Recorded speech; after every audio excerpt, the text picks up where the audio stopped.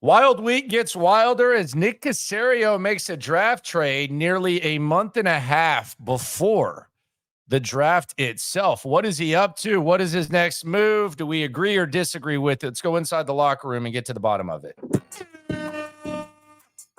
Yeah.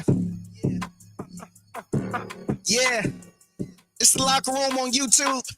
You know what it is. Let's get it. Hey. All right, so we got a draft trade. Didn't anticipate speaking on that, but here we are. Texans have made a trade. Now, we've seen them make a couple of trades this week. We saw them trade for Joe Mixon.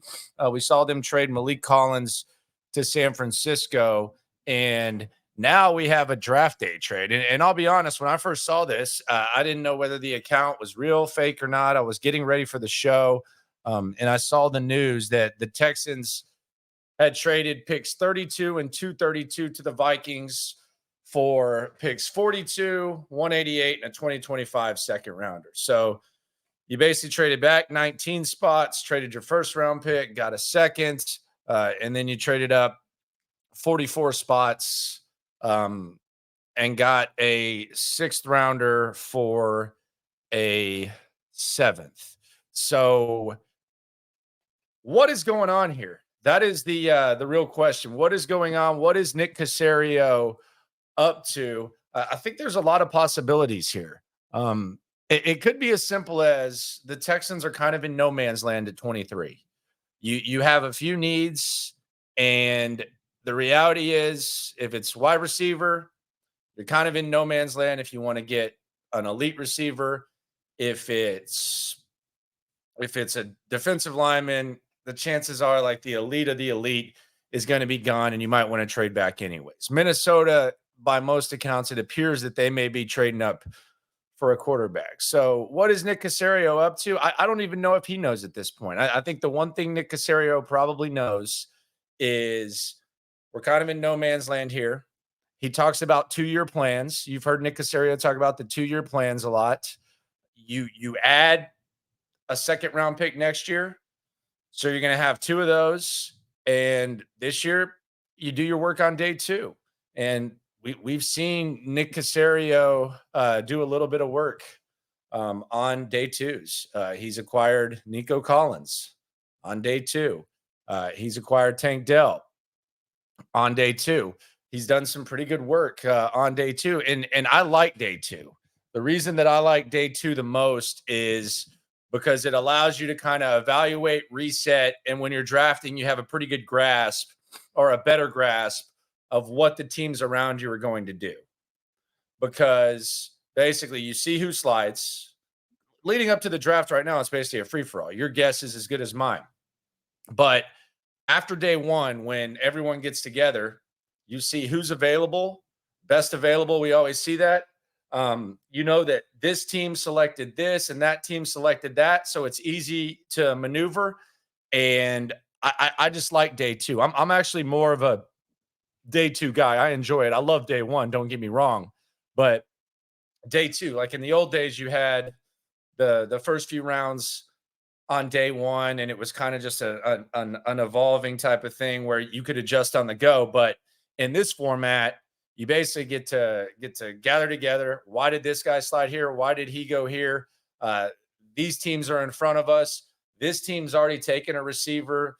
This team's already taken a defensive lineman. So we should be safe here. We can get up. I enjoy day 2, especially if you're in no man's land like Caserio. And we know that Nick Caserio is not hesitant to trade. You have a couple of options here with this. Do you trade up, trade back? Do you stay put? Do you stockpile picks? There's a lot of possibilities. If someone falls in round 1, then maybe you can get back in. But I actually like having the day 2 picks. And we know what the Texans' needs are.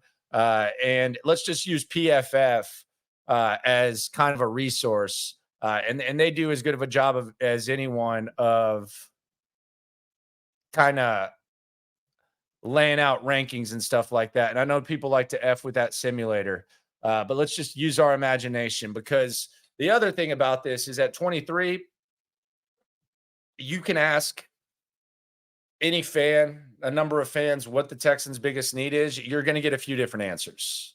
And I think PFF kind of has it down. So PFF has, this is their big board.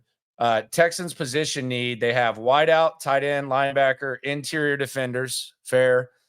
Maybe not edge as much, but they have the rankings. To the far left is the number of the actual prospects. So Marvin Harrison Jr., they're number 2 overall, and Neighbors number 4. You're not getting those guys. Bowers at 7. Who knows what happens there? Murphy's likely not falling to 23. Newton, one of the more polarizing, they have him at 11.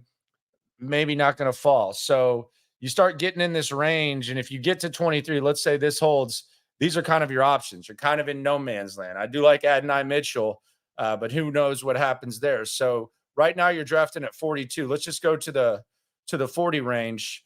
You got big man from Florida State, Troy Franklin, Chop Robinson, Darius Robinson. He's visited with the Texans. Roman Wilson. I mean, there's a lot of possibilities. Jatavian Sanders, Burton, like in that range is kind of a gold mine for the Texans. So I actually really like this. Do I love it? Don't know. We'll see what happens. If Byron Murphy falls to 23 and Texans fans are up in arms because they could have had Byron Murphy, who knows? But with the Texans, based on the fact that they have multiple needs, based on the fact you're kind of in no man's land at 23, and based on the fact that we've seen Nick Caserio have success with day 2 picks. Last year, I think it was Juice Scruggs and Tank Dell. Tank Dell, arguably your best receiver before he went down, although I know Nico did his thing. And, oh, by the way, Nico Collins was also a day 2 guy. So let Caserio cook in this situation. Have no problem with the trade. Do I think that they have like some sort of plan? No, I just think they realize they're in no man's land. You're going to have not only this year, don't forget the 2-year plan. We've heard Caserio talk about that 2-year plan.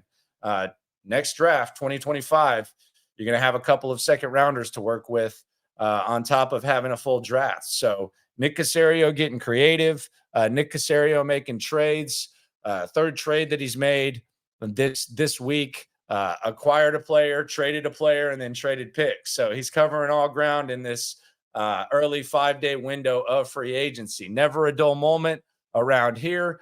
Really kind of a wide array, diverse experience when it comes to days. So what do you think the Texans should do? What the hell do you think Nick Caserio is up to? I think it's just as simple as they thought they were in no man's land, and they can do some work on day 2. So we'll see what happens with day 2. I'm a big day 2 guy. I absolutely love it. I'm going to be on the live stream tonight. We can get more into this. We can interact about it. Cody Stutes and I are cooking something up when it comes to draft coverage. Shout out to Cody Stutes, Houston Football, the best resource for reading Texan stuff. I don't even, that's something that's worth subscribing to. And shout out to him doing his thing on YouTube. Also listen to In the Loop Sports Radio 610. That's where you can hear and watch me daily, 10 to 2 Central, show of record, without a doubt. So here's where the Texans draft picks are right now following the trade. You got 2 seconds, 42 and 59. You got a third at 86.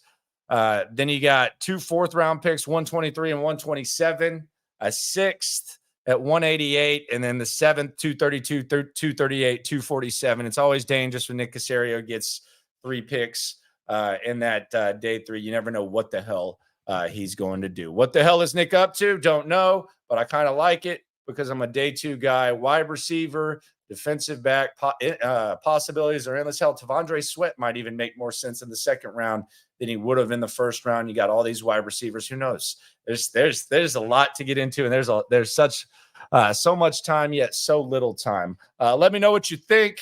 What do you think he's up to?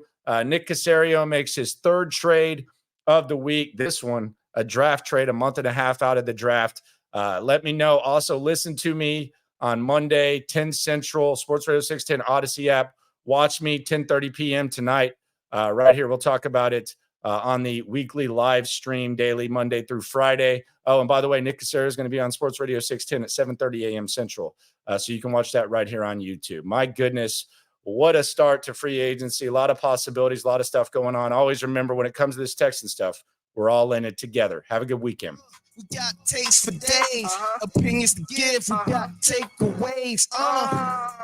If it's up, then it's up. We number one. You don't need to try your luck. Locker room, yeah, we in the locker room. Texas talk, yeah, you know what we about to do. Localized.